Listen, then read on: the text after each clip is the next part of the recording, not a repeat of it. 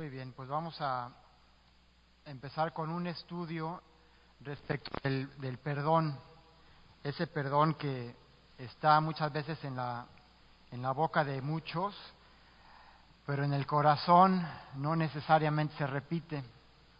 I'm sorry, Richard, I think I wasn't prepared to do this in English, but you'll get the Spanish when you get up here.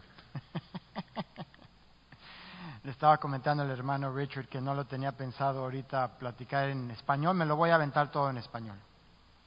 Entonces, veíamos el tema del perdón que está cercano a los labios de las personas, pero no necesariamente en el corazón. El perdón es algo fundamental en la vida del cristiano. Es muy fácil hablar del perdón en el vacío. Yo perdono a diestra y a siniestra, pero muchas veces cuando no tenemos cierto el concepto del perdón en nuestras vidas, lo vamos arrastrando, es como un costal que vamos arrastrando en la vida y posiblemente ese costal se vaya haciendo cada vez más y más pesado.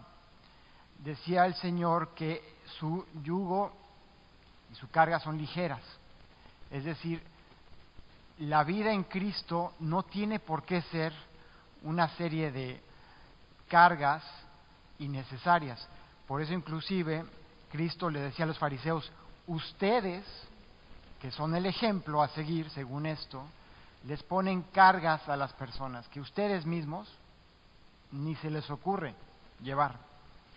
El perdón es algo así, es como cuando una persona la vemos en la carretera y está pidiendo ride y decimos, súbete amigo, ¿para dónde vas? Voy hacia San Lucas. Ah, muy bien. Y viene cargando un costal. Cuando le damos ride, vamos a decir que tenemos una pick-up, se va el amigo en la pick-up y lleva cargando consigo el bulto y le decimos, oiga, ya viene usted en una camioneta, no tiene por qué cargarlo de aquí a San Lucas, descánselo en la camioneta y nos vamos para San Lucas. Y muchas veces es así, nosotros llegamos a los pies de Cristo y en lugar de dejarles esa carga a los pies de Cristo, decimos, gracias Señor, y vamos con nuestro costalito en la vida. El perdón es así, si nosotros aprendemos a perdonar, no tenemos que llevar estas cargas que muchas veces nos impide caminar en Cristo de una manera correcta. Entonces, vemos que el perdón, y lo busqué de manera contemporánea, no sé si ustedes se recuerdan de Sudáfrica cuando estaba el apartheid, que era una segregación estatal hacia las personas de color. Y era curioso porque Sudáfrica tenía niveles de desarrollo similares a los del primer mundo, pero era exclusiva a la población blanca. Toda la población de color no gozaba de esos beneficios, inclusive Sudáfrica no participaba en las Olimpiadas, en los mundiales, porque había una sanción deportiva y poco a poco ese apartheid se fue alejando de lo que le llaman el mainstream, todo lo que es la parte generalizada.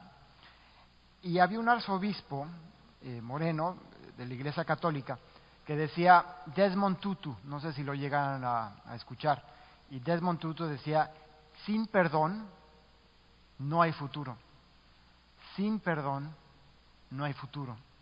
¿Qué significaba en esa nación sudafricana? Bueno, pues que en esa ocasión estaban ellos hablando del perdón, pero de labios para afuera. Y el perdón es algo que debe obrar desde el corazón mismo.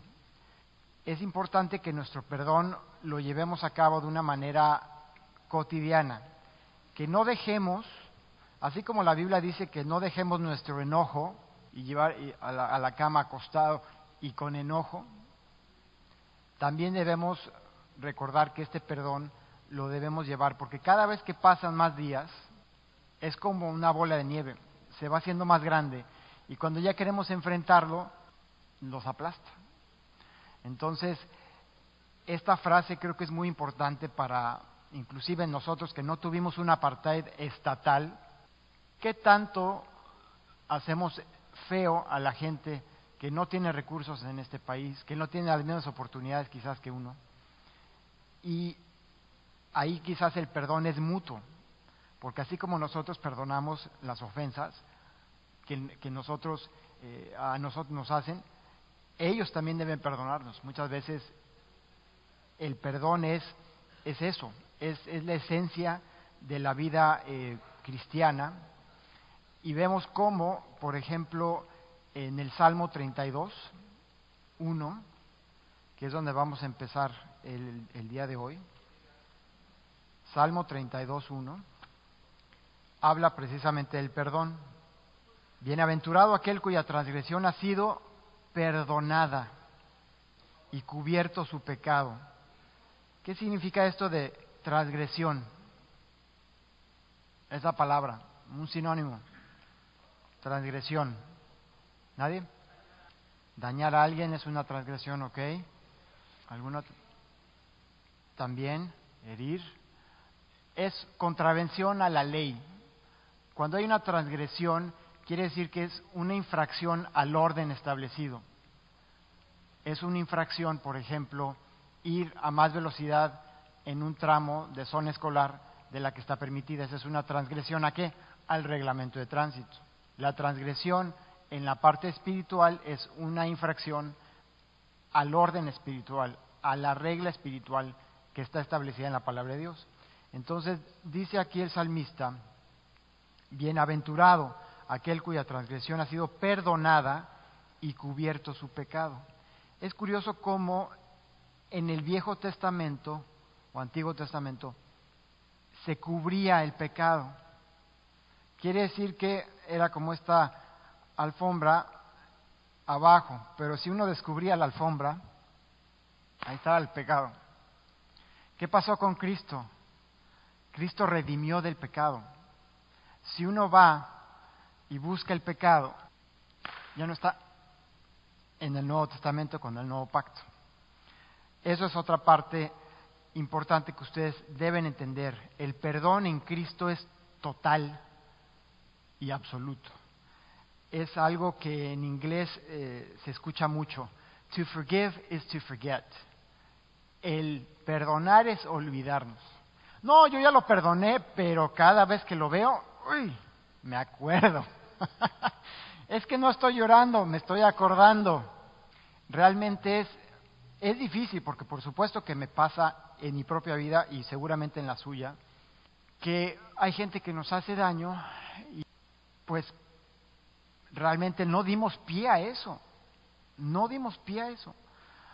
Y entonces nosotros decimos, ¿pero por qué? Es que debemos perdonar, pero es que yo no le hice nada. Pues sí, efectivamente no le hiciste nada, pero tú tienes que perdonarlo. Es que no me nace. Bueno, si nos esperamos a que nazcan las cosas, pues no vendríamos a la iglesia en domingo, no perdonaríamos a nuestro prójimo, porque no nos nace. El lunes en la mañana necesariamente nos nace ir al trabajo, pues a veces sí, a veces no, la gran mayoría de las veces no nos nace, pero lo hacemos. Cuando éramos niños y íbamos a la escuela, jóvenes, pues tampoco nos nacía ir al colegio, ¿verdad? Mi hermana sí, mi hermana siempre le gustó el colegio. A mí el lunes no me nacía. Muchas veces usan la gente esa palabra o expresión, no me nace perdonarle. Bueno, aquí no es el tema de nacer, es que ya lo dijo Jesucristo. ¿Cuántas veces? ¿7? ¿6? ¿70 veces 7? ¿Cuál es el número mágico? ¿490? Pues multiplicamos, ¿no? 70 veces 7 y ahí está. Y debemos llevar entonces un registro, una bitácora, todas aquellas veces que nos han lastimado. Empezamos, no, pues ya te perdoné, 1, 2, 3, no, pues vas en la 344. Te quedan todavía 100 y tantas veces. Ya después, olvídate, ya no te podemos perdonar. La Biblia establece la pauta del perdón. Los rabinos, los intérpretes del Antiguo Testamento, se apoyaban en el libro de Amos cuando decía que Jehová había perdonado a sus enemigos 3 veces. 3 nada más. No 6, que era el doble de 3. O Pedro cuando dijo, bueno, yo ahora sí me voy a parar el cuello, soy Pedro. 7 veces. ¿Cuántas dijo Jesús? 70 veces 7, es decir, las que sean necesarias. No son 490, ¿o sí? Los que son buenos para los números. Por supuesto que no, es un perdón cotidiano.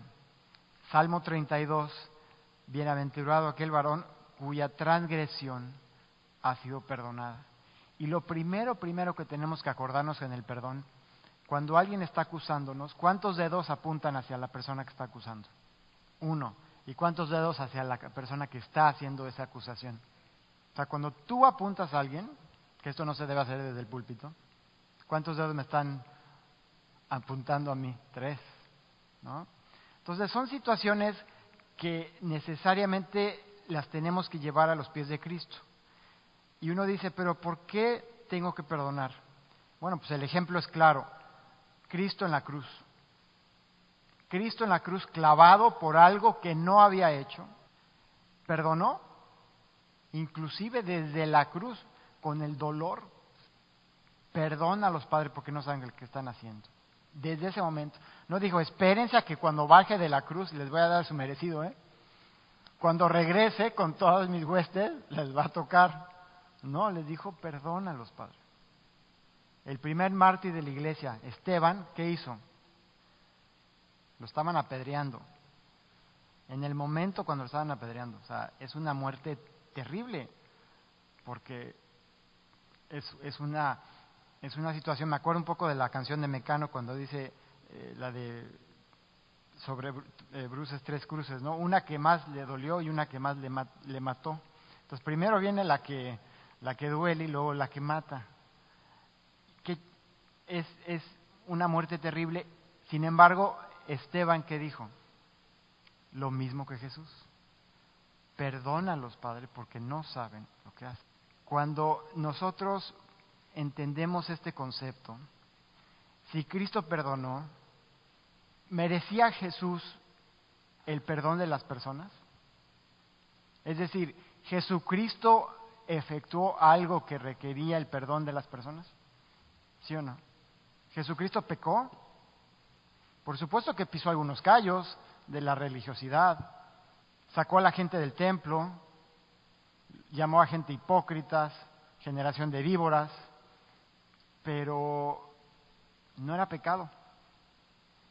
Y la gente, cuando ya pasó, según su concepción, la raya Jesús, fue cuando se hizo semejante a Dios. Él siendo hombre, ¿cómo se le ocurría? Blasfemia. Jesús no dio pie, Jesús perdonó. Al que más hirieron, fue el que más perdonó.